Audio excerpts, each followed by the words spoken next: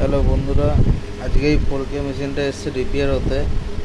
এটা প্রবলেম ছিল, এটা ভিউ মিটারটা জ্বলছিল না, সেটা রিপেয়ার করা হলো। তার সঙ্গে এই সাইডের ভলিউম বাড়ালে এই সাইডের ভিউ মিটার জ্বলছিল, এই সাইডের ভলিউম বাড়ালে এই দিকের ভিউ মিটার জ্বলছিল, উল্টো পাল্টা কাজ করছিল। বা তার আগে এই দিকের লাইট কাজ করছিল না, সব ঠিকঠাক হলো। এখন প্রবলেম হচ্ছে এই সাইডে, দেখুন এই সাউন্ড দেওয়া হচ্ছে, পিক লাইট যেগুলো জ্বলছে তার থেকে বেশি বি সাইডে পিক লাইট জ্বলছে। একই রকম প্রেশার আছে দুটো, এইদিকে পিক লাইট বেশি জ্বলছে। সে প্রবলেমটা দেখা যাক, সলভ করা যাক।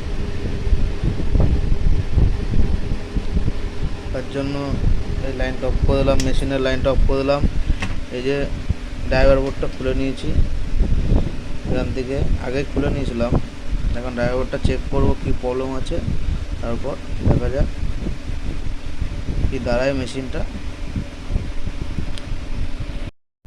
ড্রাইভার সেকশন থেকে প্রবলেম আছে, এটা এখন খুলে নেবো, খুলে চেক করবো কোন পার্টসটা প্রবলেম আছে, তারপর এটা ঠিক হয়ে যাবে।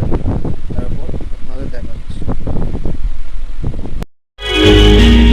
যে প্রবলেমগুলো সলভ হয়ে গেছে, ওভার পিক লাইট জ্বলছিল, ড্রাইভারের সমস্যা ছিল, ঠিক আছে।